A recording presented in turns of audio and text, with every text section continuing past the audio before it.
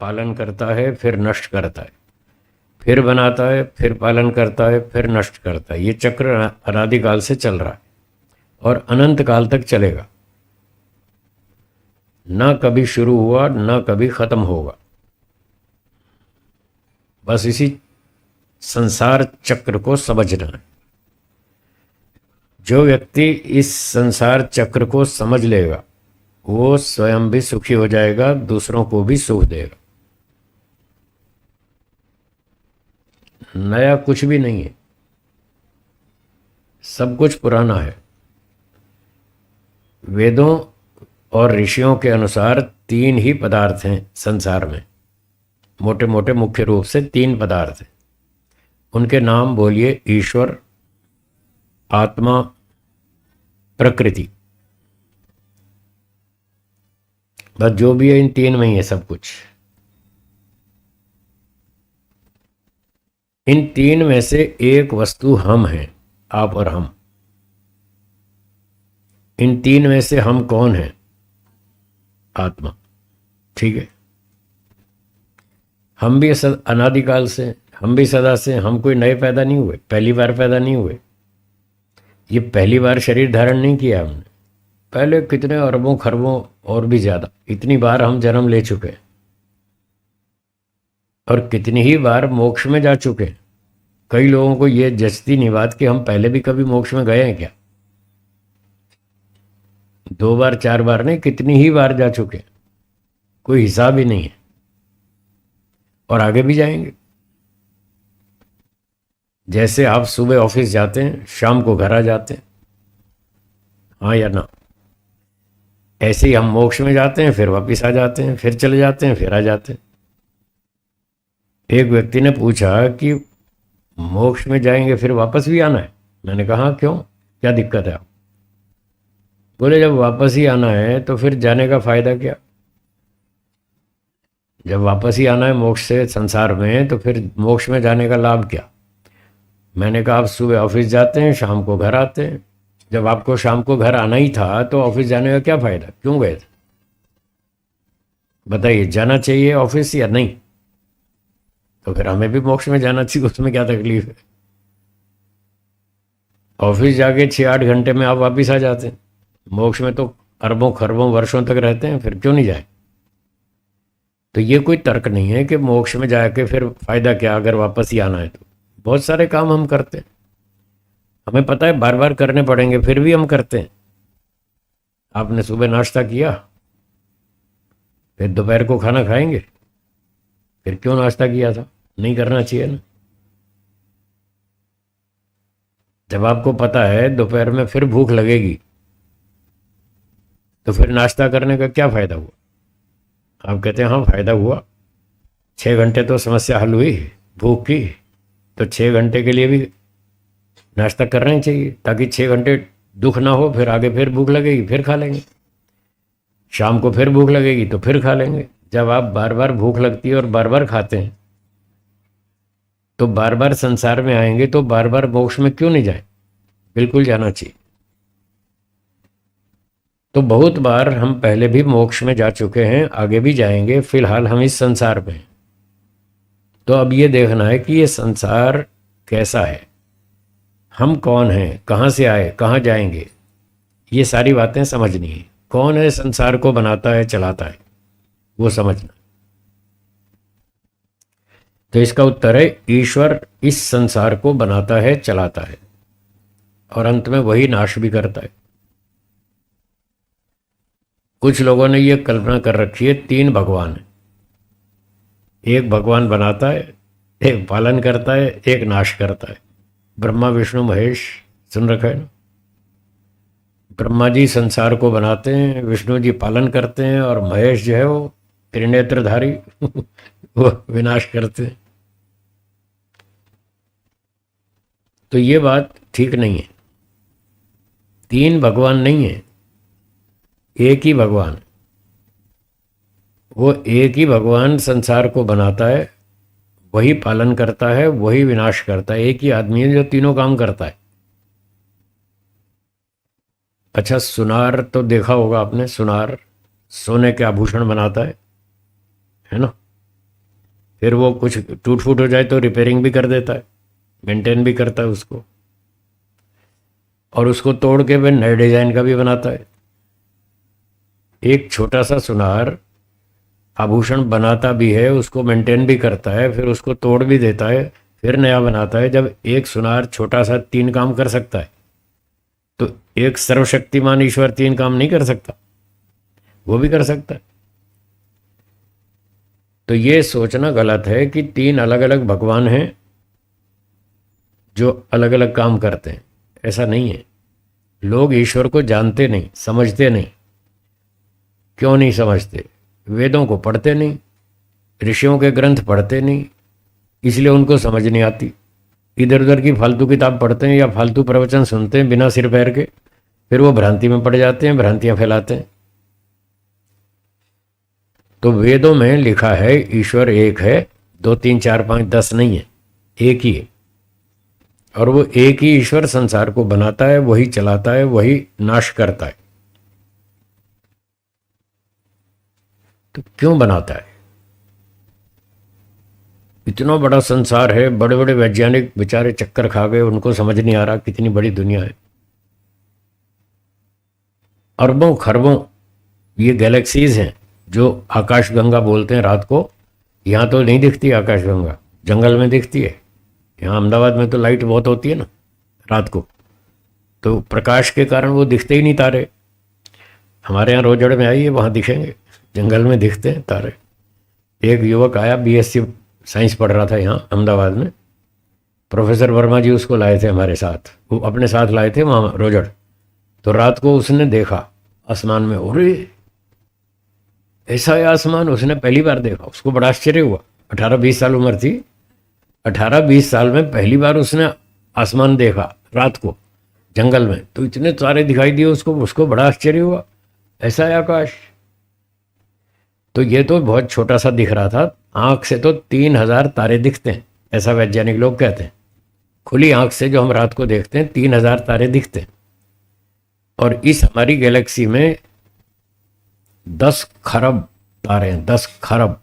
ये वर्मा जी ने सुना है स्टेटमेंट, साइंटिस्ट वर्मा जी, उन्होंने ये स्टेटमेंट बताया कि 10 खरब तारे हैं, फिर उनके अपने अपने परिवार हैं, स्वरमंडल। ये तो एक आकाशगंगा है जो बताई, 10 खरब स्टार्स। फिर उन्होंने बताया ऐसी ऐसी 10 खरब आकाश गंगाओं का वैज्ञानिक लोग पता लगा चुके हैं। 10 खरब आकाश गंगाएं, हर एक में इतने इतने तारे, इतने इतने सूर्य। तारा मतलब सूर्य।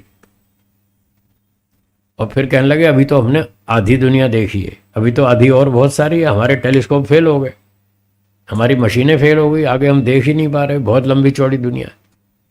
इतनी बड़ी दुनिया को एक अकेला ईश्वर बनाता है। आप सोचिए, कल अपने प्रफुल्ल जी कह रहे थे चित्रम, ईश्वर बड़ा विचित्र है। जैसे जैसे समझ में आता है बड़ा आश्चर्य होता है कि ईश्वर ऐसा है, ऐसे ऐसे काम करता है। सच में ऐसा ही है। कभी कभी तो लगता है ये सिर्फ कल्पना है, ऐसा जचती नहीं बात। ऐसा कैसे हो सकता है? एक ईश्वर इतनी सारी दुनिया को कैसे बनाएगा, कैसे चलाएगा, कैसे सबका हिसाब रखेगा? संसार को बनाता है, इसका पालन करता है, सब आत्माओं के कर्मों का हिसाब भी रखता है। बड़ा कठिन है। एक व्यक्ति का हिसाब रखना भी बहुत कठिन है, यहां तो असंख्य जीवात्माएं। तो ईश्वर इतने असंख्य जीवात्माओं का हिसाब रखता है, कभी भूलता नहीं, कभी गड़बड़ नहीं करता। एक के कर्म दूसरे के खाते में नहीं डालता, एक के कर्म का फल दूसरे को नहीं देता, पूरा हिसाब से काम करता है। कभी भी जरा भी गड़बड़ नहीं होती, ये सब वेदों में लिखा है। न किल्विषम अत्र, वेद का मंत्र है जिसमें लिखा है कि ईश्वर की व्यवस्था में कोई गड़बड़ नहीं होती। किल्विषम गड़बड़, टूट फूट, कमी, त्रुटि, न्यूनता, गलती। ईश्वर की व्यवस्था में कहीं कोई गलती नहीं होती, इतना परफेक्ट काम है। तो अकेला ईश्वर इतने बड़े संसार को बनाता है, चलाता है, सबके कर्मों का हिसाब रखता है और ठीक कर्मों का समय आने पर कर्मों का फल देता है। कल जैसे बात चल रही थी हमारी कि तरह तरह के बीज होते हैं जो अलग अलग समय पर अपना फल देते हैं। पालक 15-20 दिन में तैयार हो जाती है, चावल 60-70 दिन में मिल जाते हैं, गेहूं 3-4 महीने में मिलते हैं, और केरी आम कई वर्ष लगते हैं, संतरा आम आदि आदि इनमें कई कई वर्ष लग जाते हैं। तो जैसे बीजों का फसल उत्पत्ति का समय अलग अलग होता है, ऐसे ही जो हमारे कर्म हैं इनका भी फल देने का समय सबका अलग अलग होता है। कोई कर्म 1 महीने में फल देता है, कोई कर्म 2 घंटे में फल देता है, कोई कर्म 2 महीने में फल देता है, कोई कर्म 6 महीने में देता है। ऐसे इसका भी अलग अलग समय होता है। कोई कर्म इस जन्म में फल देता है, कोई कर्म अगले जन्म में फल देता है, कोई 10-20 जन्म बाद देता है, कोई 1000 जन्म के बाद देता है, कोई कर्म मोक्ष में फल देता है, और कोई कर्म मोक्ष से लौटने के बाद फल देता है। इतना लंबा चौड़ा हिसाब है इसका भी। और ईश्वर सबका हिसाब रखता है, सबके कर्मों को ठीक समय पर न्याय से सबको फल देता है, जीवात्माओं को। तो ये जो संसार बनाया ईश्वर ने बनाया, हम तो सोच भी नहीं सकते, हमारे तो कुछ बुद्धि है ही नहीं, बहुत थोड़ी सी, इतनी नाम मात्र केवल।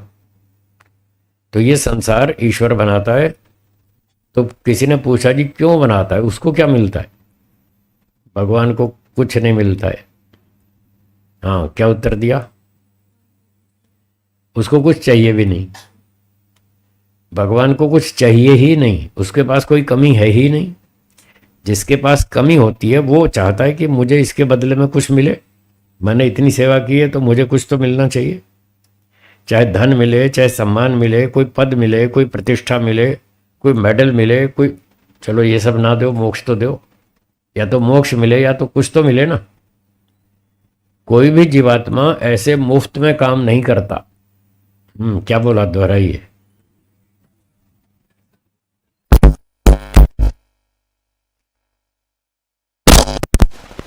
दो भाई, आप कुछ भी नहीं दोगे तो मैं काम क्यों करूं?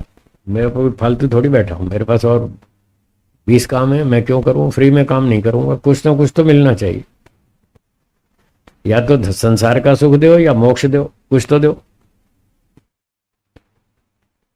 अगर आत्मा को संसार का सुख भी ना दिया जाए और मोक्ष भी ना दिया जाए तो वो काम नहीं करेगा, बिल्कुल नहीं करेगा। इसलिए कभी कभी लोग कहते हैं कर्म किए जा फल की इच्छा मत कर रे इंसान। ये सब झूठ है। कर्म किए जा फल की इच्छा मत कर रे इंसान, जैसे कर्म करेगा वैसे फल देगा भगवान। ये है गीता का ज्ञान। कोई फिल्मी गाना था, ये बहुत पुराना, अभी सुना था। ऐसे ऐसे गीता के नाम पर ये सुना रहे हैं, जबकि गीता में ऐसा कुछ भी नहीं है, ऐसा लिखा ही नहीं कहीं भी कि कर्म करो और फल की इच्छा मत करो। गीता में ऐसा कहीं भी नहीं लिखा। ये सब गीता के नाम पर झूठ बोलते, समझते ही नहीं लोग। गीता बहुत अच्छी पुस्तक है, इतिहास की पुस्तक है, धर्म की पुस्तक नहीं है।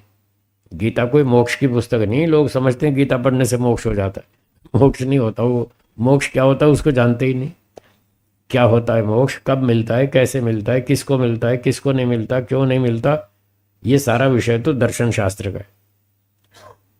मोक्ष की पुस्तक तो दर्शन है, वो बताएगा मोक्ष क्या होता है और कैसे मिलता है। गीता तो इतिहास की पुस्तक है। इतिहास जानना हो तो गीता पढ़ो। कौरवों पांडवों का युद्ध हुआ कुरुक्षेत्र में, वो इतिहास की बातें। इतिहास जानना हो तो गीता पढ़ो, और अध्यात्म को जानना हो तो दर्शन पढ़ो, उपनिषद पढ़ो, वेद पढ़ो, मनुस्मृति पढ़ो, तो वहां से इतिहास अध्यात्म की बात मिलेगी।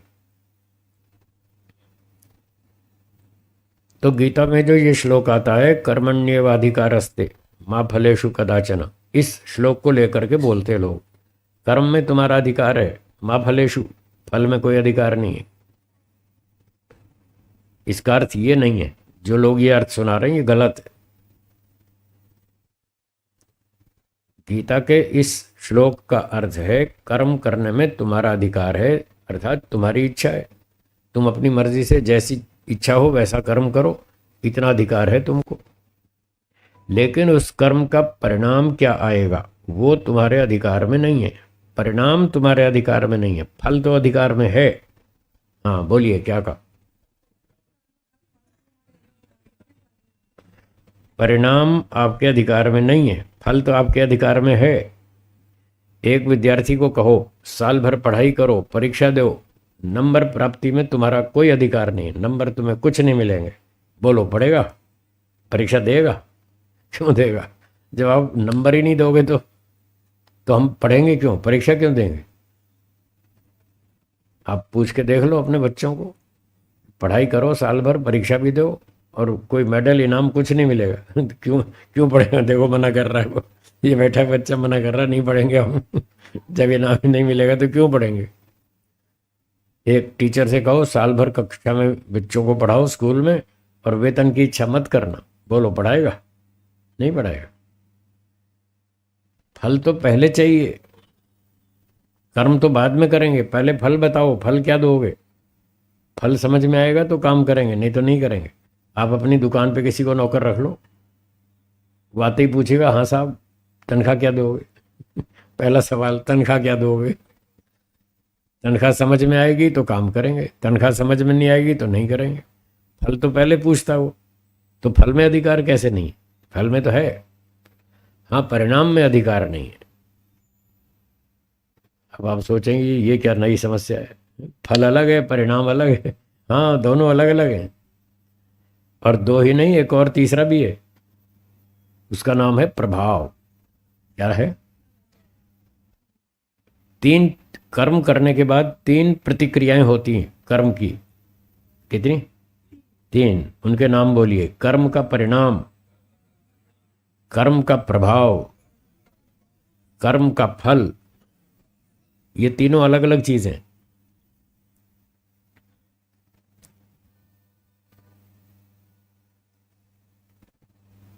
एक बच्चे ने, थोड़ा शरारती बच्चा था, गार्डन में खेलते रहते हैं बच्चे, तो उन सारे बच्चों में से एक शरारती था, वो उसको थोड़ा शरारत सूझी तो उसने एक पत्थर उठाया और गार्डन के सामने जो एक मकान थे उस मकान की खिड़की पे शीशे पे दे मारा। शरारती तो था ही, तोड़ फोड़ करता रहता था। पत्थर उठाया और शीशे पे दे मारा, शीशा टूट गया। टूटेगा या नहीं? टूटेगा, भारी पत्थर था मजबूत, तो शीशा कमज़ोर था। पत्थर शीशे से टकराया, शीशा टूट गया। टूट गया तो आवाज़ हुई, आवाज़ हुई तो मकान मालिक को पता चल गया कि शीशा टूटा है।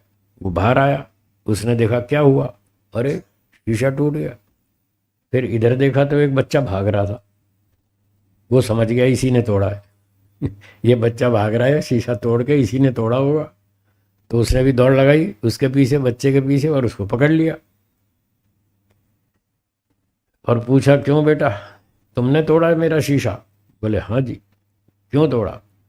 बस हमारी मौज है, तोड़ दिया अच्छा तुम्हारी मौज है, ले अब मौज ले। लगाए दो थप्पड़ उसके, निकाल 500 रुपये, हमारा शीशा तोड़ दिया, इतना नुकसान कर दिया, निकाल 500 रुपये। कि मेरे पास तो नहीं है। नहीं है तो चल तेरे बाप से वसूल करूंगा। उसको पकड़ के उसके घर ले गया, उसके बाप को शिकायत की, देख तुम्हारे बेटे ने मेरा शीशा तोड़ा है, 500 रुपये निकालो। तो उससे 500 रुपये वसूल किए, तब जाके जान छूटी। तो जब ऐसी घटना होती है तो अब इस घटना में हम तीनों चीज़ों को देखेंगे। कर्म का परिणाम, बोलिए, कर्म का प्रभाव, कर्म का फल, ये तीनों चीज़ें इस घटना में आ जाएंगी। ऐसी घटना होती है या नहीं होती है? तो बच्चे ने पत्थर उठा के शीशे पे मारा, ये कर्म है। पत्थर मारना क्या है? कर्म है। और जब पत्थर मारा शीशे पर, ये था साइंस में इसको एक्शन बोलते हैं, कर्म एक्शन। तो साइंस में एक नियम है, जब कोई एक्शन होता है तो उसका रिएक्शन भी होता है, तत्काल उसका रिएक्शन होता है। तो कर्म कहें या कर्म को क्रिया भी कह सकते हैं, दर्शन शास्त्रों में कर्म भी कहते हैं क्रिया भी कहते हैं। तो साइंस वाले कहते हैं जब कोई एक्शन होता है तो उसका रिएक्शन भी होता है। हिंदी भाषा में कहेंगे जब कोई क्रिया होगी तो उसकी प्रतिक्रिया भी होगी। तो पत्थर मारना क्रिया है और शीशा टूटना उसकी प्रतिक्रिया है। जो निकटतम प्रतिक्रिया है, क्रिया की निकटतम प्रतिक्रिया, उसका नाम है कर्म का परिणाम। इसको परिणाम कहते हैं। पत्थर मारा शीशे पर, शीशा टूट गया। ठीक है, परिणाम समझ में आ गया। अब उस सेठ को पता लगा, जिसके मकान का शीशा टूटा, उसको पता चल गया, आवाज सुनी ना, उसको पता चल गया, ओहो मेरा तो शीशा टूट गया। फिर वो बाहर आके उसने देखा, वो देख करके दुखी हुआ, मेरा तो शीशा टूट गया। ये जो सेठ दुखी हुआ, मेरे घर का शीशा टूट गया, ये है कर्म का प्रभाव। क्या है ये? कर्म का प्रभाव। ये उसकी दूसरी प्रतिक्रिया है, कर्म की दूसरी प्रतिक्रिया। पहली प्रतिक्रिया कर्म का परिणाम, पत्थर मारा शीशा टूटा, ये पहली प्रतिक्रिया है, ये कर्म का परिणाम है। फिर जब उसको सेठ को दुख हुआ कि मेरा नुकसान हो गया, ये दूसरी प्रतिक्रिया है, इसको प्रभाव कहेंगे। कर्म किसने किया? बच्चे ने। और प्रभाव किसने भोगा? सेठ ने। तो कर्म कोई और करता है, प्रभाव किसी और पे हो सकता है। उस पर भी हो सकता है, जो कर्म करता है उस पर भी हो सकता है, दूसरे पर भी हो सकता है। परिणाम कहाँ होगा? जहां वो क्रिया होगी। जिस वस्तु पे क्रिया होगी, प्रतिक्रिया भी वहीं होगी। पत्थर शीशे पे मारा तो शीशा टूटा, किसी के सर में मारे तो सर फूटेगा, और कोई पिस्तौल उठा के अपने सर में मारे तो उसका सर फूटेगा। जहां क्रिया होगी वहीं प्रतिक्रिया होगी। ये प्रतिक्रिया परिणाम। क्रिया अपने ऊपर भी हो सकती है, दूसरे पर भी हो सकती है। किसी ने अपने ऊपर गोली चलाई तो उस पर क्रिया होगी, तो प्रतिक्रिया भी वहीं होगी। दूसरे पे गोली चलाई तो क्रिया वहां होगी, तो प्रतिक्रिया भी वहां होगी। ठीक है। और प्रभाव किस पर होगा? प्रभाव चेतन वस्तु पर होगा, जड़ वस्तु पर नहीं। क्या बोला? जड़ वस्तु पे प्रभाव नहीं होगा, प्रभाव चेतन पर होगा। जड़ वस्तु पे परिणाम हो सकता है, परिणाम हो सकता है। जैसे शीशा, शीशा जड़ है, पत्थर मारा शीशा टूट गया, ये परिणाम है। परिणाम जड़ पर भी हो सकता है, चेतन पर भी हो सकता है। और जो प्रभाव है वो चेतन पर ही होगा, जड़ पर नहीं होगा। और चेतन पर भी उस पर होगा जिसको उस घटना की सूचना मिलेगी। क्या बोला? दोहराई।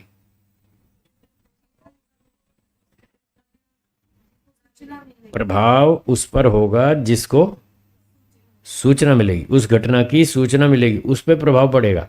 अब सेठ को तो सूचना मिली कि मेरा घर का शीशा टूट गया, उसकी पत्नी बाजार गई थी, उसको पता ही नहीं चला, उसको सूचना नहीं मिली, तो उसकी पत्नी पे कोई प्रभाव नहीं पड़ेगा।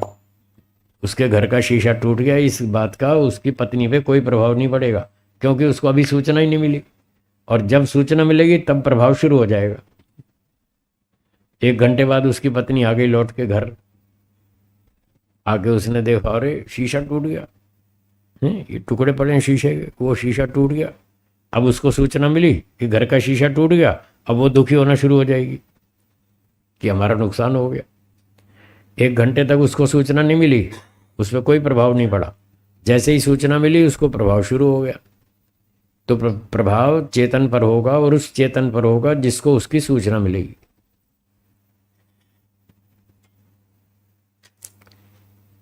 ये प्रभाव अच्छा भी हो सकता है, बुरा भी हो सकता है, सुखदायक भी हो सकता है, दुखदायक भी हो सकता है। सेठ का शीशा टूटा, सेठ को इस घटना की जानकारी से सुख हुआ या दुख हुआ? दुख हुआ ना, उसका नुकसान हो गया, उसको दुख हुआ, मेरा शीशा टूट गया। फिर उसकी पत्नी को पता चला कि हमारा घर का शीशा टूट गया, उसको भी दुख हुआ, ये भी प्रभाव है। और उसके पड़ोस में, सेठ के पड़ोस में एक उसका दुश्मन रहता था, उसको भी सूचना मिली मेरे पड़ोसी दुश्मन सेठ के घर का शीशा टूटा। वो खुश हो जाएगा कि मजा आया, अच्छा हुआ इसके शीशा टूटा। ये भी प्रभाव है। तो जिस जिसको सूचना मिलेगी उस पर उसका प्रभाव पड़ेगा। और कुछ लोग ऐसे भी होंगे जिनका उनसे कोई संबंध नहीं है, सेठ से कोई दुश्मनी भी नहीं है, दोस्ती भी नहीं है, कुछ भी नहीं, न राग है न द्वेष है, उनको भी सूचना मिलेगी कि सेठ का मकान का शीशा टूट गया, उनको कोई फर्क नहीं पड़ेगा, न सुख न दुख, कुछ नहीं, ठीक है दुनिया है, चलती रहती है, टूटती रहती है, इसमें क्या मुसीबत है, सारी दुनिया में रोज़ दुर्घटनाएं होती हैं, आप भी समाचार पढ़ते रहते हैं, सुनते रहते हैं, ठीक है जापान में ये हो गया, चाइना में ये हो गया, रशिया में ये हो गया, यूक्रेन और रशिया की लड़ाई चल रही थी ना, है जी, अभी चल रही है या बंद हो गई? अभी भी चल रही, तो वहाँ रोज़ लड़ाई चलती है, रोज़ नुकसान होता है, आपको कुछ भी नहीं फर्क पड़ता, समाचार भी कभी कभी सुन पढ़ लेते हैं तब भी कोई फर्क नहीं पड़ता, ठीक है होता है, होता रहे। तो ज़रूरी नहीं है कि सूचना मिलने पर प्रभाव होगा ही, ये भी ज़रूरी नहीं है। यदि कोई आपका लेना देना है उस घटना से, कोई रिलेशन है, तब तो कुछ प्रभाव होगा, और आपका कोई लेना देना नहीं है तो कोई प्रभाव नहीं होगा, सिर्फ सूचना मिल जाएगी, ठीक है आपने सूचना जान ली और साइड में रख दी, ठीक है खत्म। तो ये थी प्रभाव की बात। प्रभाव चेतन पर ही होगा, सूचना मिलने पर होगा, अच्छा भी हो सकता है, बुरा भी हो सकता है, और नहीं भी हो सकता है। और कभी कभी प्रभाव शिक्षा के रूप में भी होता है, उसको एक लेसन सीखने को मिला, वो लेसन फल के बाद आएगा, इसलिए थोड़ी देर बाद बताता हूँ उसको। कभी कभी जो घटना होती है उससे भी लेसन मिलता है, कभी कभी घटना का जो फल होता है उसका दंड या इनाम, उसको जानने से भी कुछ प्रभाव पड़ता है। तो ये तो प्रभाव की बात हुई। अब फल, फल की बात करें। फल हमेशा कर्मकर्ता को ही मिलेगा, दूसरे को नहीं। क्या बोला? देखो बिल्कुल सीधी सीधी स्पष्ट बात है, फल तो हमेशा कर्ता को ही मिलेगा और किसी को नहीं। अगर एक व्यक्ति के कर्म से दूसरे को हानि लाभ हो रहा है, सुख दुख हो रहा है, तो उसको फल नहीं कहेंगे। कर्म कोई और कर रहा है, सुख दुख किसी और को मिल रहा है, उसको फल नहीं कहेंगे, फल तो कर्ता को ही मिलेगा।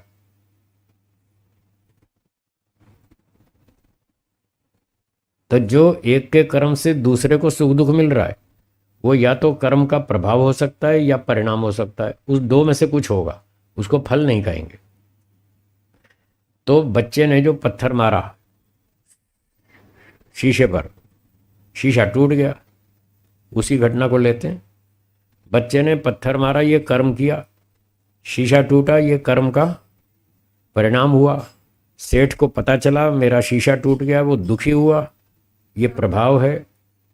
और फिर बच्चे की हुई पिटाई और 500 रुपये वसूल किए, ये उसका फल है।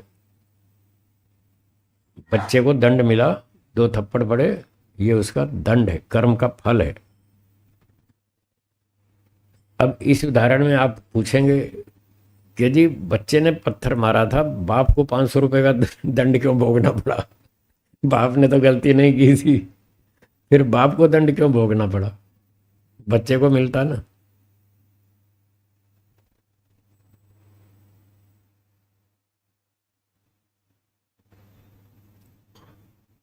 बाप को 500 रुपये का दंड इसलिए मिला कि बच्चे को संभालने की जिम्मेदारी बाप की है, बाप ने भी तो लापरवाही की, उसकी जिम्मेदारी है बच्चे को सभ्य बनाना, बुद्धिमान बनाना। उसने बच्चे को नालायक क्यों बनाया कि तुम दूसरों के घर के शीशे तोड़ते रहो?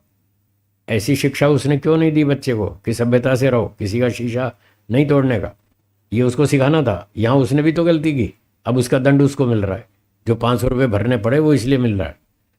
जब तक बच्चा छोटा है, 18 साल से कम है, उसको आप माइनर कहते हैं, माइनर, माइनर है, अभी बच्चा है, अवयस्क है, तो तब तक उसके माता पिता की जिम्मेदारी है उसको संभालना। अगर उसका बच्चा कोई नुकसान करता है समाज में तो उसकी जिम्मेदारी माता पिता पर आती है, इसलिए उनका भी दोष है, इसलिए उनको 500 रुपये दंड भरना पड़ा, वो भी कर्म का फल है। एक व्यक्ति कुत्ते को ले जा रहा था सैर कराने। सुबह सुबह लोग जो कुत्ता पालते हैं सुबह सुबह कुत्तों को ले जाते हैं ना घुमाने, हैं घुमाने, सैर भी हो जाती है, टॉयलेट भी हो जाता है। तो मान लो एक व्यक्ति ने कुत्ता पाल रखा था और वो ले जा रहा था घुमाने। अब सड़क पे चलते चलते उसके कुत्ते ने एक दूसरे नागरिक को काट खाया। इसकी जिम्मेदारी कुत्ते पर है या कुत्ते के मालिक पर है? मालिक पर है। वो कुत्ते पे केस नहीं करेगा, उसके मालिक पे केस करेगा। जिसको काट खाया उसके मालिक पर केस करेगा। तुम्हारा कुत्ता तुम संभाल के क्यों नहीं रखते? ये तुम्हारी जिम्मेदारी, और तुम्हारे कुत्ते ने हमको काट खाए, तुम्हें दंड मिलेगा। तो जैसे किसी व्यक्ति का कुत्ता किसी दूसरे नागरिक को काट खाए तो उसकी जिम्मेदारी कुत्ते के मालिक पर है। तो जैसे उसने कुत्ता पाल रखा है, आपने बच्चे पाल रखे हैं। बच्चे आपने पाल रखे तो आपका बच्चा नुकसान करता है, उसकी जिम्मेदारी किस पर है? आपके ऊपर। तो आपको दंड मिलेगा, आप पर केस चलेगा। इसलिए उसके बाप को 500 रुपये दंड भरना पड़ा।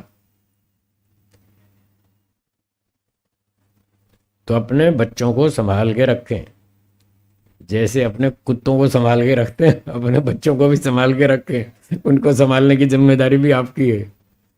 अगर आपने अच्छे बच्चे बना दिए, विद्वान, बलवान, बुद्धिमान, धार्मिक, सदाचारी, चरित्रवान, देशभक्त, ईमानदार, ईश्वर भक्त, बढ़िया बच्चे बनाए तो आपको इनाम मिलेगा।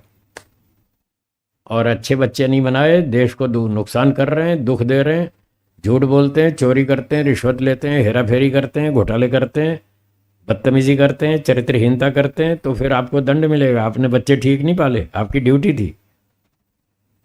या तो शादी करो मत मेरी तरह, फिर कोई जिम्मेदारी नहीं है। या तो मेरी तरह शादी मत करो, बच्चे पैदा ही मत करो, तो फिर जिम्मेदारी नहीं आएगी। और अगर शादी की है, बच्चे पैदा किए हैं, तो फिर आपके ऊपर जिम्मेदारी आएगी। उनको अच्छा इंसान बनाओ, वरना आपको दंड मिलेगा। है कोई हिम्मत वाला मेरी तरह ब्रह्मचारी बने? हाथ ऊंचा करो, कौन बनेगा? हाँ, अगले जन्म में। चलो अगले जन्म में जो बनेंगे वो हाथ ऊंचा करो। हाँ, ये बहुत बढ़िया, वाह, बहुत अच्छे, बहुत बढ़िया। बहुत सारे लोग तैयार हुए, अच्छी बात है, बहुत अच्छे। आप तो इस जन्म में भी बन सकते हैं, बन सकते हैं, बनेंगे, सोचेंगे, बनेंगे पक्का। चलो बहुत अच्छे, बहुत बढ़िया भाई, एक ब्रह्मचारी तो मिल गया हमको। हाँ, ये भी पूछ। हम्म।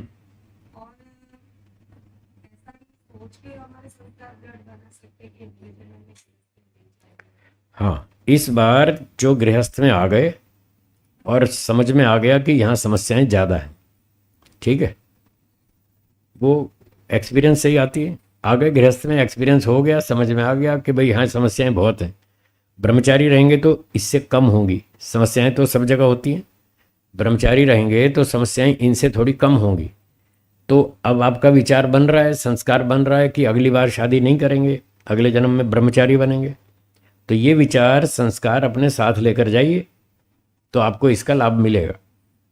आपकी बचपन से रुचि होगी कि इस बार ब्रह्मचारी बनेंगे। पिछली बार बहुत मार खाई, अब की बार नहीं खानी, अब की बार ब्रह्मचारी बनेंगे और तपस्या करेंगे और सीधा मोक्ष की तैयारी करेंगे। तो ये लाभ आपको मिलेगा, ज़रूर मिलेगा। हर जन्म में जो हम कर्म करते हैं और जो हमारे संस्कार बनते हैं वो हमारे साथ चलते हैं।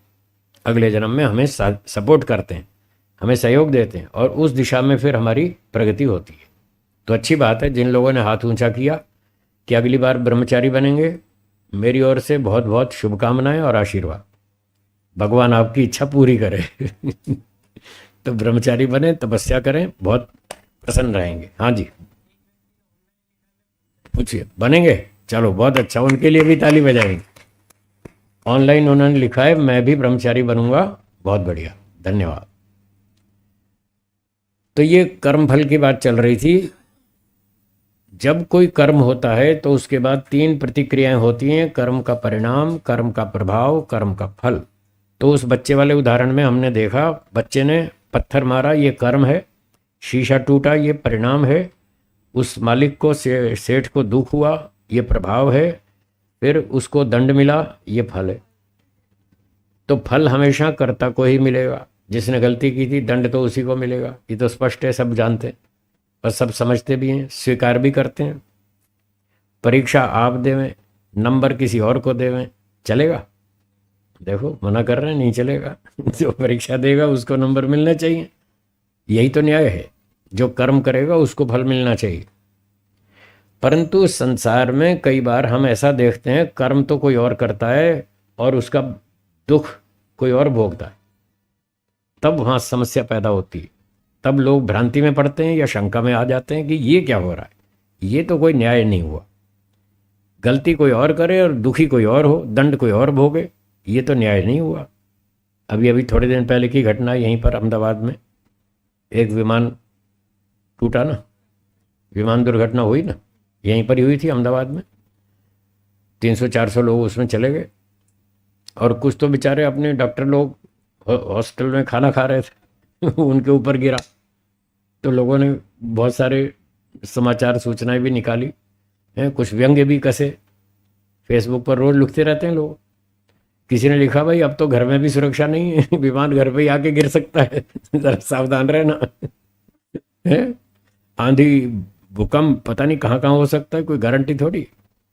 तो अब तो विमान की भी गारंटी नहीं, हमारे ही घर पे आके गिरे। तो ऐसे लोगों ने बहुत सारे संदेश भी लिखे। तो उसमें थोड़ी सावधानी भी थी, थोड़ा व्यंग्य भी था। चलो खैर, कहने का मतलब ये है कि कर्म कोई दूसरा करता है और नुकसान किसी और को भोगना पड़ता है। जैसे ये विमान दुर्घटना हुई, और रोज भारत में 500-700 लोग एक्सीडेंट में रोज मरते हैं।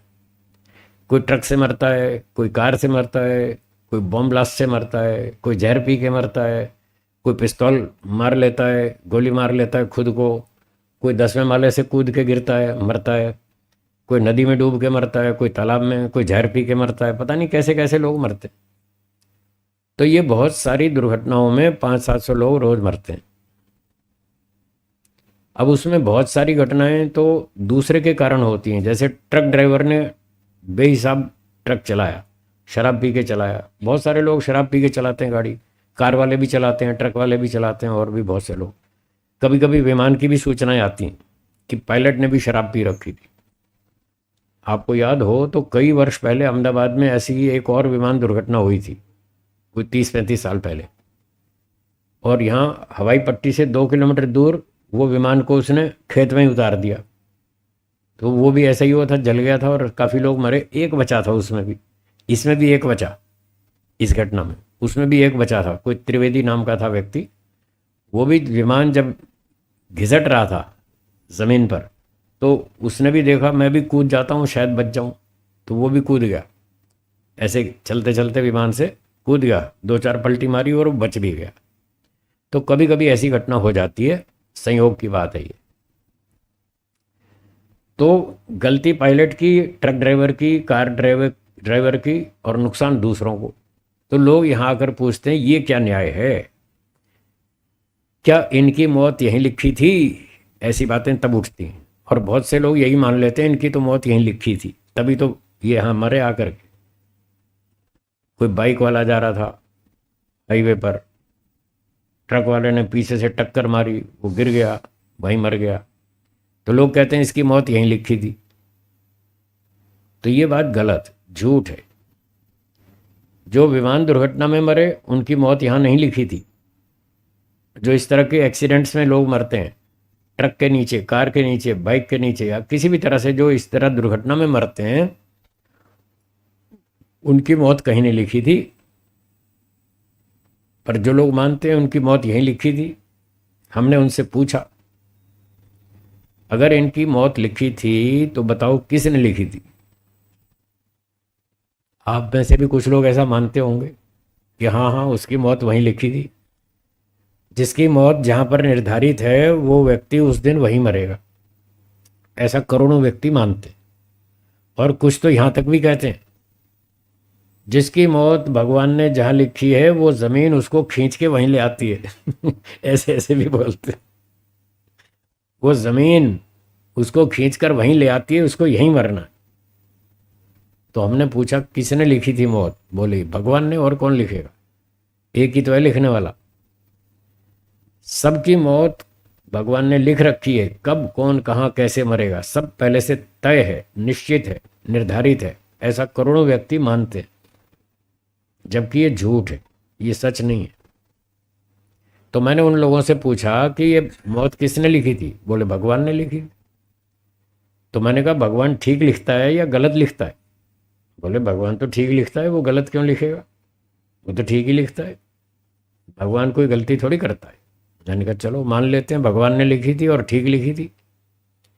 तो जो व्यक्ति बाइक चला रहा था, हाईवे पर ठीक जा रहा था, ठीक नियम का पालन कर रहा था, हेलमेट भी लगाया था और उसकी स्पीड भी ठीक थी, वो सारे ट्रैफिक रूल्स का पालन कर रहा था, और फिर ट्रक वाले ने आके उसको ठोका और एक्सीडेंट कर दिया और वो बेचारा गिर गया, उसको चोट लग गई, मर गया।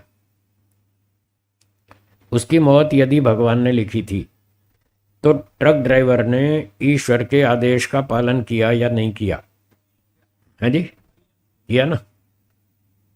अब बताइए, ईश्वर के आदेश का पालन करना धर्म है या अधर्म है? धर्म है। क्या सोच रहे हैं? धर्म नहीं है? है ना। सब शास्त्रों में लिखा है ईश्वर के आदेश का पालन करना धर्म है। तो ड्राइवर ने, जो ट्रक ड्राइवर ने बाइक वाले को ठोक के मार दिया, उसने ईश्वर के आदेश का पालन किया। ईश्वर के आदेश का पालन करना धर्म है। धर्म का फल सुख है या दुख है? सुख है। धर्म का फल सुख है। तो क्या आप ट्रक ड्राइवर को सुख देंगे? उसने ईश्वर के आदेश का पालन किया है, धर्म का पालन किया है, धर्म का फल सुख है। आप ट्रक ड्राइवर को सुख देंगे? हाँ या ना? है? नहीं देंगे। क्यों? अब तो आप सब छोड़ के भाग गए मैदान। अभी तो कह रहे थे धर्म का फल सुख है और ईश्वर के आदेश का पालन करना धर्म है, और अभी आप कह रहे थे वो भगवान ने मौत लिखी थी तो उसने ईश्वर के आदेश का पालन किया तो उसको इनाम दो। फिर आप इनाम क्यों नहीं दे रहे?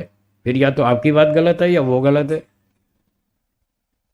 यदि आप उसको ये मानते हैं कि भगवान के आदेश का पालन किया तो फिर उसको इनाम दो, और इनाम देते नहीं तो इसका मतलब वो ईश्वर का आदेश नहीं था। ये तो दोनों बातें विरोधी हैं।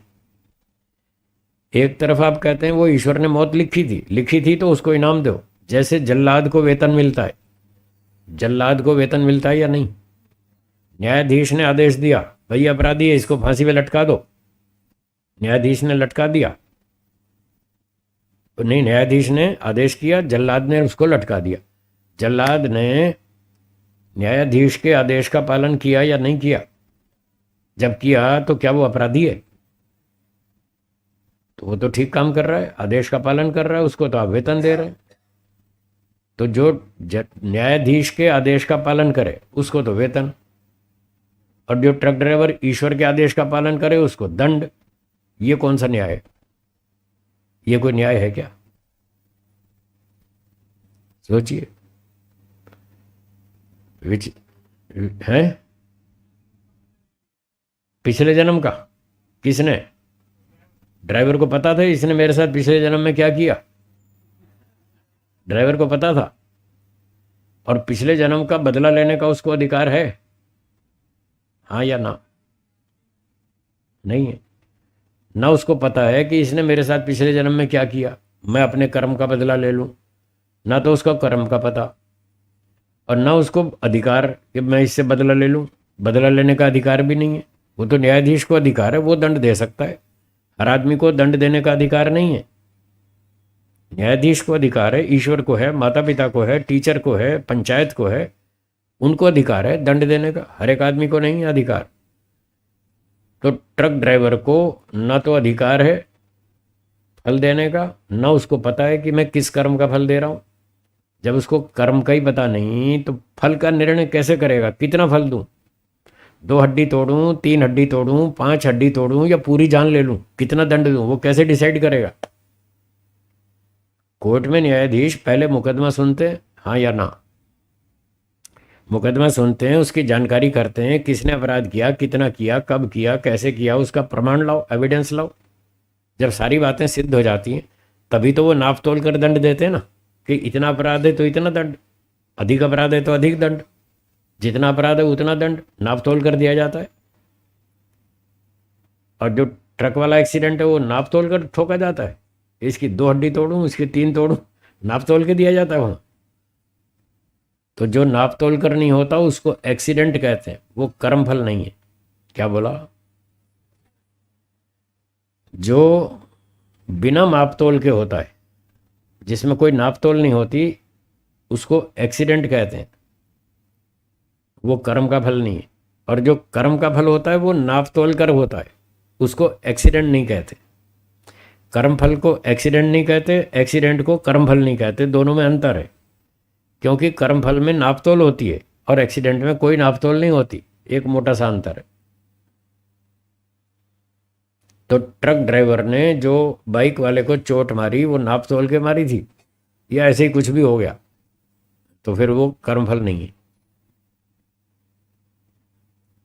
ऐसे ही विमान दुर्घटना में जो हुआ, कोई ट्रेन दुर्घटना हो, विमान दुर्घटना हो, स्कूटर की एक्सीडेंट हो, है, कोई भूकंप हो, कोई आंधी हो, तूफान हो, बाढ़ हो, भूकंप हो, कुछ भी हो, ये सारी दुर्घटनाएं हैं, इनको एक्सीडेंट कहते हैं। कुछ प्राकृतिक दुर्घटनाएं हैं, आंधी, तूफान, बाढ़, भूकंप, ये तो प्राकृतिक हैं, प्रकृति में होती रहती हैं।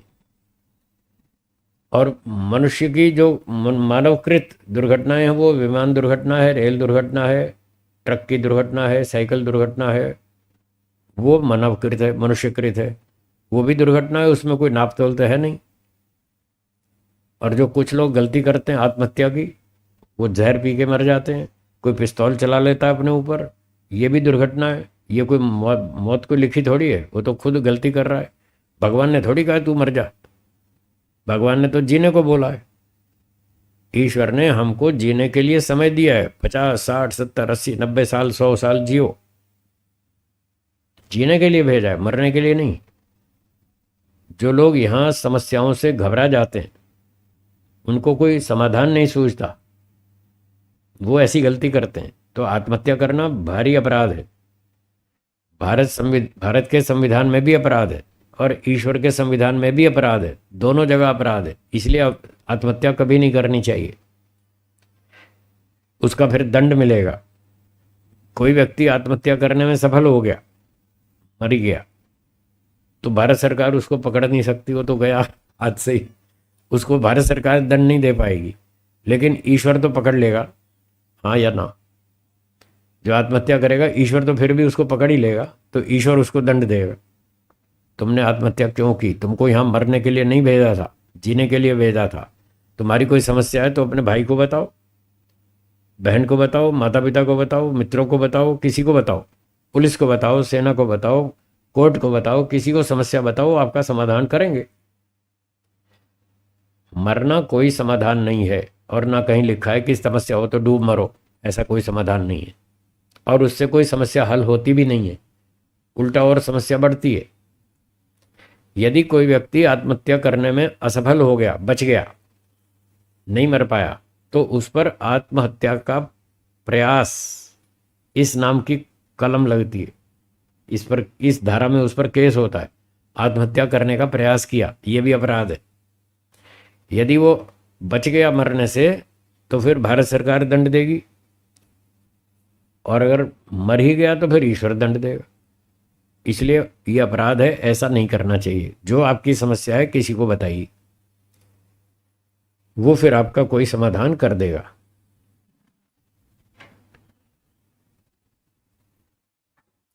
ठीक है। तो किसी ने पिस्तौल चलाई अपने ऊपर, ये कर्म है, और परिणाम क्या हुआ? वो मर गया। पिस्तौल चलाई, खोपड़ी फट गई, मर गया।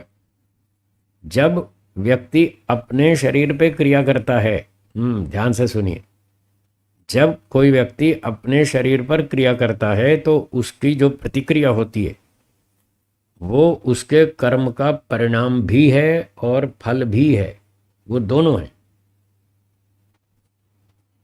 और जब दूसरे पर क्रिया करता है, पिस्तौल चलाई दूसरे व्यक्ति पर, तो वो कर्म का परिणाम है। फल तो इसको मिला नहीं, फल तो इसको मिलेगा ना, कर्ता को। गोली जिसने चलाई फल तो उसको मिलेगा, और बेचारा मर गया दूसरा। गोली इसने चलाई, मर गया दूसरा। ट्रक चलाया ड्राइवर ने, मर गया बाइक वाला। तो ये तो दूसरे पे क्रिया हुई, दूसरे पे परिणाम हुआ। परिणाम खुद पर भी हो सकता है, दूसरे पर भी हो सकता है। जहां क्रिया करेंगे वहीं परिणाम होगा। तो स्वयं पर क्रिया की तो स्वयं पे परिणाम होगा, दूसरे पर क्रिया की तो दूसरे पर परिणाम होगा, लेकिन फल तो खुद को ही मिलेगा, कर्ता को ही मिलेगा, फल दूसरे को नहीं मिलेगा। और वो परिणाम वाली बात फिर दोहराता हूं, जब हम अपने ऊपर क्रिया करेंगे वो हमारा कर्म का परिणाम भी होगा और फल भी होगा, ऐसा शास्त्रों में लिखा है। जैसे योग दर्शन में लिखा है कि जो व्यक्ति व्यायाम करता है उसकी आयु बढ़ती है, बढ़ती है।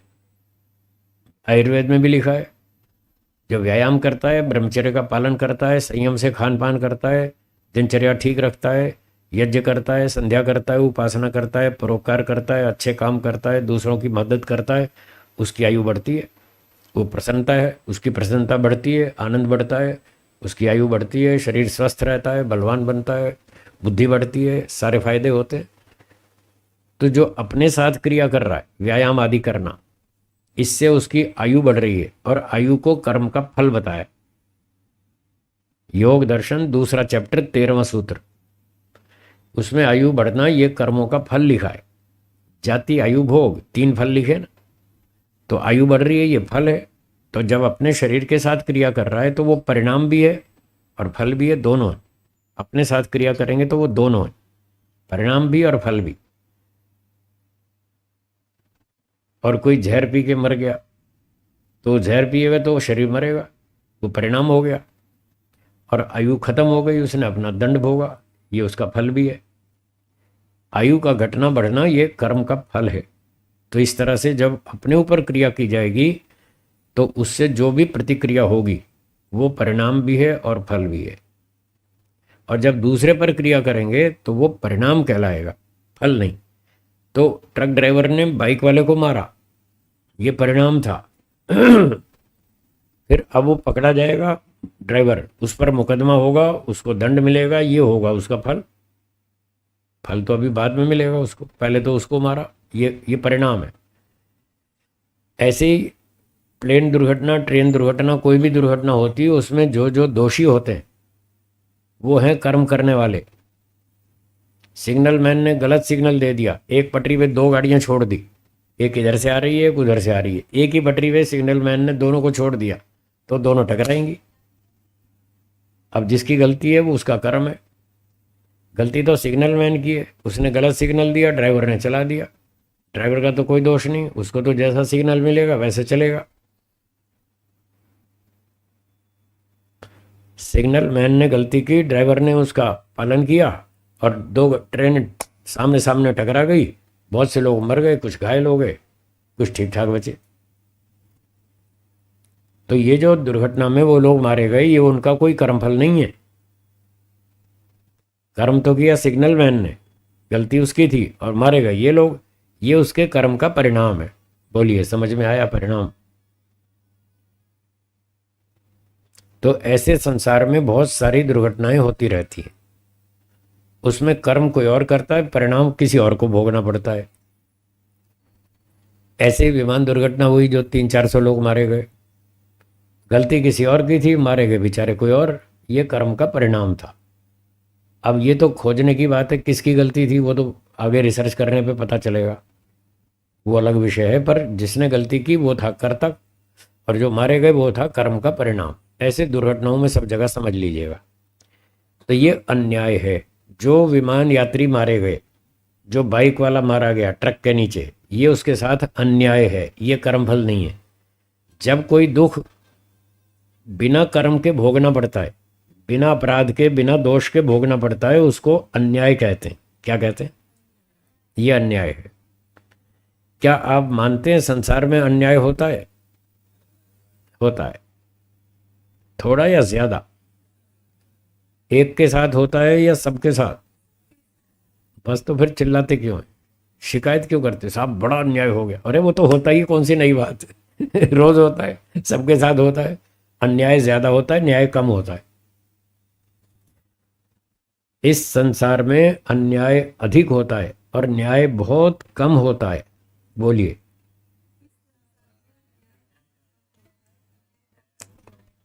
अन्याय सबके साथ होता है। न्याय भी वैसे सबके साथ होता है, पर होता कम है, अन्याय ज्यादा होता है। इसका प्रमाण यह है कि संसार में मनुष्य थोड़े से हैं और कुत्ते गधे कीड़े मकोड़े बहुत ज्यादा है, ये प्रमाण है। प्रमाण समझ में आया? कुत्ते गधे सांप बिच्छू लाखों हैं, लाखों योनियां, और मनुष्य योनि एक। अच्छे कर्म करने से मनुष्य योनि मिलती है, बुरे कर्म करने से लाखों योनियां मिलती हैं। अब क्या मोटा मोटा हिसाब देखें तो न्याय एक होता है, अन्याय लाखों होते हैं। मान लो 84 लाख योनियां हैं, हाँ जी, बचपन से सुन रहे हैं हम भी आप भी। 84 लाख योनियां हैं। यदि हर योनि में एक प्राणी को माने, एक आत्मा, एक मनुष्य, एक कुत्ता, एक गधा, एक घोड़ा, ऐसे 84 लाख मान लो, इतना भी गिने हम। जब 84 लाख वैरायटी है तो प्रत्येक योनि में कोई एक आत्मा तो होगा ना। तो हम एक एक की रेशो भी मान लें, एक मनुष्य और उसके सामने 84 लाख दूसरे प्राणी। तो इसकी मोटी गिनती ये है, आप व्यापारी लोग हैं, हिसाब लगा लो, एक पुण्य होता है, 84 लाख पाप होते हैं, सीधा हिसाब। अब बताओ पुण्य अधिक हो रहा है या पाप अधिक हो रहा है? न्याय अधिक हो रहा है या अन्याय अधिक हो रहा है? आपके साथ भी अन्याय होता होगा, हाँ या ना? जब अन्याय हो तो ऐसे चिल्लाना नहीं, ये क्या हो रहा है, हे भगवान ये क्या हो रहा है, कहाँ गया तुम्हारा न्याय? भगवान को गाली मत दो, ये भगवान का अन्याय नहीं है, ये इन मनुष्यों का है। जो आपके साथ तंग कर रहे हैं, आपको जो आपको परेशान कर रहे हैं, ये इन मनुष्यों के द्वारा किया गया अन्याय है, ईश्वर द्वारा नहीं। ईश्वर पूर्ण न्यायकारी है, वो कभी अन्याय नहीं करता, न किया आज तक, न आगे करेगा। वो पक्का परफेक्ट काम करता है, उसके काम में कोई गड़बड़ नहीं है, वेदों में साफ लिखा है। हाँ बोलिए। है, हाँ, जो एक्सीडेंट में मरता है, हाँ, प्राकृतिक दुर्घटना में, तूफान में मर गया, आंधी में मर गया, बाढ़ में डूब गया, उसको तत्काल दूसरा जन्म मिलता है। सबको मिलता है, चाहे कैसे भी मरे। कोई सुसाइड करके मरे, उसको भी तत्काल मिलता है। कोई स्वाभाविक मृत्यु से मरे 90 साल की उम्र में, उसको भी तत्काल मिलता है। कोई एक्सीडेंट में मरे, कोई कैसे भी मरे, उसका दोष नहीं है, उसका दंड नहीं मिलेगा, पर दूसरा जन्म तो मिलेगा ना। वो भूत प्रेत बन के भटकता नहीं है, ध्यान रखना। बहुत से लोग सोचते हैं जो एक्सीडेंट में मर जाता है ना, वो 20 साल तक भटकता रहता है धूप भूत बन के, क्योंकि उसकी उम्र 20 साल बच गई। मान लो कोई 60 साल का व्यक्ति मर गया और उसकी उम्र थी 80 साल, मजबूत था शरीर, 80 तक जी सकता था, और 60 में एक्सीडेंट में मर गया, तो जल्दी मर गया, तो 20 साल उम्र बच गई। तो कुछ लोग ऐसा मानते हैं जितनी उम्र बच गई तब तक वो भूत बन के भटकेगा और लोगों को हैरान परेशान करेगा। ऐसा नहीं है, कोई भूत प्रेत नहीं होता, होता ही नहीं, कहीं भी नहीं लिखा शास्त्रों में, वेदों में कहीं भी नहीं है, ऋषियों के ग्रंथों में कहीं भी नहीं है, बल्कि उसका खंडन तो किया है, भूत प्रेत का खंडन तो किया है। कोई भूत प्रेत नहीं होता। ये जो तांत्रिक लोग ड्रामा करते हैं, मैं भूत निकाल दूंगा, मैं भूत डाल दूंगा, मैं आत्माओं को बुलाना जानता हूँ, मैं निकालना जानता हूँ, ये सब नाटक है, ये सब ड्रामा है। अगर कोई व्यक्ति इतनी ताकत रखता है कि मैं आत्माओं को बुलाना जानता हूँ, मैं डालना जानता हूँ, मैं निकालना जानता हूँ, अगर इतनी कला है उसमें, तो जब उसकी माँ मर जाए तो अपनी माँ को वापस आत्मा को बुलाओ, बोलो, बुला देगा? हाँ जी, क्यों, अब क्या हुआ? अब कहाँ गई उसकी शक्ति आत्मा को बुलाने की? जो अपनी माँ की आत्मा नहीं बुला सकता, वो दूसरे की आत्मा बुलाएगा? आप सोचो, बुद्धि आपके पास। जो अपनी माँ को जिंदा देखना नहीं चाहता क्या? अपनी माँ से उसको प्रेम नहीं है क्या? जो अपनी माँ को की आत्मा को वापस नहीं बुला सकता, दूसरे की आत्मा को क्या बुलाएगा? खाम खाम मूर्ख बना रहे हैं, धोखा दे रहे हैं लोगों को। जनता बेचारी भोली है, ये उसको मूर्ख बनाते रहते हैं। तो ऐसे दुष्टों से बच के रहें, ये केवल लूटने वाले हैं, धन लूटने वाले हैं, मूर्ख बनाते हैं, उल्टे सीधे पाखंड करते हैं। मैं पिछले 35-40 साल से मंच पर बैठकर ये चैलेंज कर रहा हूँ, आज फिर कर रहा हूँ। चलो आज फिर एक चैलेंज सुना देता हूँ। आज फिर मैं इस मंच पे चैलेंज करता हूँ, कोई तांत्रिक, कोई भूत प्रेत वाला एक आत्मा मेरे शरीर में डाल दे तो 1 लाख रुपए इनाम दूंगा, सबके सामने चैलेंज। और अगर नहीं डाला तो 10 लाख रुपए जुर्माना भी होगा, ध्यान रखना। जिसमें हिम्मत हो आए सामने। अब तक तो आया नहीं कोई, 35-40 साल हो गए, एक भी नहीं आया। मरने के बाद आत्मा बेहोश हो जाता है। क्या होता है?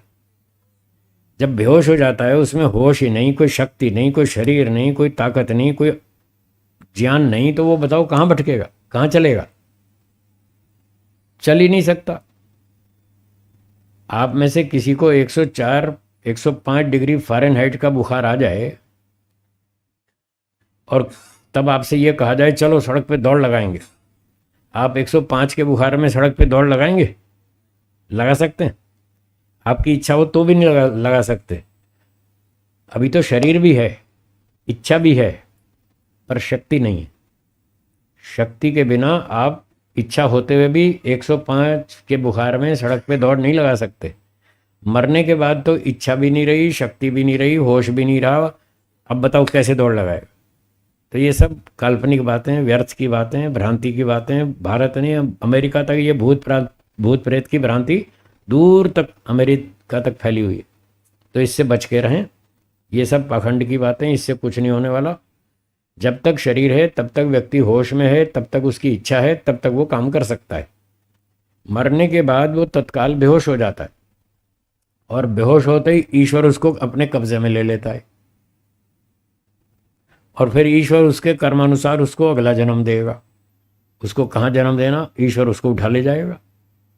मान लो किसी को अफ्रीका में जन्म देना है, भारत में भोपाल में मर गया, उसकी मृत्यु भोपाल में हुई, 90 साल का बूढ़ा था, उसके कर्मों का हिसाब देखा ईश्वर ने, और ये डिसाइड किया कि इसको अगला जन्म कहाँ देना है, अफ्रीका में, वो दक्षिण अफ्रीका में निग्रो जाति में देना है, ऐसे ऐसे परिवार में देना है उसके कर्म के हिसाब से। तो भोपाल से उठा के दक्षिण अफ्रीका तक ईश्वर लेके जाएगा। उसको तो होश ही नहीं है, और ना उसको पता है मेरे कर्म कैसे हैं और मुझे कहाँ अगला जन्म मिलेगा, उसके तो हाथ में है नहीं। कर्म करना व्यक्ति के अधिकार में है, कर्मण्येवाधिकारस्ते, हैं, कर्म करना आपके अधिकार में है, परिणाम आपके अधिकार में नहीं है। फल आपको कर्म के हिसाब से मिलेगा, पर कहाँ मिलेगा ये आप डिसाइड नहीं कर पाएंगे। ये तो ईश्वर डिसाइड करेगा आपके कर्म का फल कहाँ बनता है, वहीं देगा। फल भोगने में आप परतंत्र हैं, फल मिलेगा इस बात की गारंटी है, डाउट कुछ नहीं है, लेकिन आपकी इच्छा से नहीं मिलेगा। क्या बोला? आपकी इच्छा से नहीं मिलेगा। आपकी चॉइस नहीं है कि मुझे जर्मनी में जन्म चाहिए तो भगवान जर्मनी में दे दे, आप चाहे मुझे जापान में जन्म दे तो जापान में देगा, ऐसा नहीं है। वो अपने हिसाब से देगा, जैसा आपका कर्म है उसके आधार पर देगा। मनमानी कुछ नहीं करेगा, अन्याय बिल्कुल नहीं करेगा, पर आपकी इच्छा से भी नहीं देगा, अपने न्याय विधान के अनुसार देगा। फल भोगने में हम परतंत्र हैं, और परिणाम हमारे अधिकार में नहीं है। वो जो था मा फलेषु कदाचन, उसका अर्थ है परिणाम हमारे अधिकार में नहीं है। उसका एक और एग्जाम्पल दे देता हूँ, फिर समाप्त करेंगे, फिर बीच में 15-20 मिनट का ब्रेक। तो परिणाम हमारे अधिकार में नहीं है। एक उदाहरण देता हूँ। एक अध्यापक बच्चों को पढ़ाता है, क्लास में 50 विद्यार्थी पढ़ते हैं। पढ़ाना अध्यापक का कर्म है, हाँ या ना? वो 10 महीने खूब मेहनत करके पढ़ाता है। क्या 50 के 50 विद्यार्थी एक जैसा विद्या प्राप्त करते हैं? नहीं करते। तो पढ़ाना अध्यापक का कर्म है। पढ़ना, विद्यार्थी कितना पढ़ते हैं, कितना सीखते हैं, ये इसके कर्म का परिणाम है। हाँ, क्या बोला? परिणाम क्या है? विद्यार्थी कितना सीखते हैं, ये कर्म का। तो परिणाम तो अध्यापक के अधिकार में नहीं है ना। कौन कितना सीखेगा वो तो उसके अधिकार में, वो तो विद्यार्थी के अधिकार में। कौन कितना सीखेगा, किसकी बुद्धि तेज है, किसकी स्लो चलती है, कौन रुचि लेता है, कौन नहीं लेता है, कोई सावधानी से पढ़ता है, कोई आलसी बन के बैठा रहता है, कोई अध्यापक की तरफ देखता है, कोई खिड़की से बाहर देखता है। अब वो तो अध्यापक के कंट्रोल में नहीं है। तो कौन कितना पढ़ेगा ये अध्यापक के अधिकार में नहीं है, ये है परिणाम। तो परिणाम में अधिकार नहीं हमारा। वो श्लोक गीता का ये कह रहा है, कर्मण्येवाधिकारस्ते। आप पढ़ा तो सकते हैं, ये आपके अधिकार में। अच्छे से अच्छा पढ़ाओ, बढ़िया से बढ़िया एग्जाम्पल दो, फटाफट दिमाग में घुस जाए, ऐसा आप पढ़ा सकते हैं। घटिया भी पढ़ा सकते हैं, बढ़िया भी पढ़ा सकते हैं, वो आपके अधिकार में। पर कौन कितना सीखेगा वो आपके अधिकार में नहीं है। हाँ, आपका वेतन तो आपके अधिकार में, वेतन तो पक्का मिलेगा, वेतन पे डाउट हो जाए तो टीचर भाग जाएगा स्कूल छोड़ के, नहीं नहीं मैं नहीं पढ़ा था। जब तुम वेतन नहीं दोगे तो मैं क्यों पढ़ाऊंगा। तो वेतन है फल। जो अध्यापक पढ़ाता है साल भर, उसका जो वेतन मिलता है मासिक, वो उसका फल है। और विद्यार्थी कितना पढ़ते हैं वो परिणाम है। और जो पढ़ाता है वो कर्म है। अब जो मान लो अच्छा पढ़ाता है और विद्यार्थी भी अच्छा पढ़ गए और अच्छे नंबर दी, उन्होंने अच्छे उत्तर लिखे और विद्यार्थियों को अच्छे नंबर मिले, तो इस कार्य से विद्यार्थियों के जो माता पिता हैं वो बड़े प्रसन्न हो गए हैं। और उनको ये बताया कि ये अध्यापक जी बहुत अच्छा पढ़ाते हैं। विद्यार्थियों ने भी बताया कि हमारे टीचर, हमारे गुरुजी बहुत अच्छा पढ़ाते हैं, देखो हम कितना अच्छा नंबर लेकर आए, उन्होंने पढ़ाया तो हम इतना पढ़ गए। तो अध्यापक के पढ़ाने से जो दूसरे लोग प्रसन्न होते हैं वो अध्यापक के अध्यापन कर्म का प्रभाव है। और कभी कभी तो इतने अच्छे अध्यापक होते हैं, उनकी आवाज़, उनकी जो प्रशंसा है, जो प्रसिद्धि है, वो दूर तक चली जाती है, राष्ट्रपति जी तक पहुंच जाती है। और राष्ट्रपति जी और ये राज्यपाल जी कभी कभी उनको इनाम भी देते हैं ना। कई अध्यापकों को राष्ट्रपति पुरस्कार भी तो मिलते हैं। हाँ, बहुत सारे लोगों को मिलते हैं। तो ये जो पुरस्कार मिला ये उनका फल है। उन्होंने पुरुषार्थ किया, राष्ट्रपति जी ने पुरस्कार दिया, ये उनका फल है। और राष्ट्रपति जी प्रसन्न हो गए, समाज के लोग प्रसन्न हो गए, ये उनके कर्म का प्रभाव। ठीक है, समय पूरा हो गया, बीच में थोड़ा ब्रेक, विश्राम कर लीजिए, कुछ बताएंगे आगे। अब ये ब्रेक हो गया टाइम का, 11 बजे फिर हम दोबारा बैठेंगे, ऑनलाइन की शंका भी लेंगे, ऑफलाइन की, सबकी शंका समाधान करेंगे। ठीक है, हाँ सूचना दीजिए एक आध मिनट में। हाँ, थोड़ा सा धैर्य बनाए, एक बार जोरदार तालियां हो जाए इस कर्मफल सिद्धांत के विषय में जो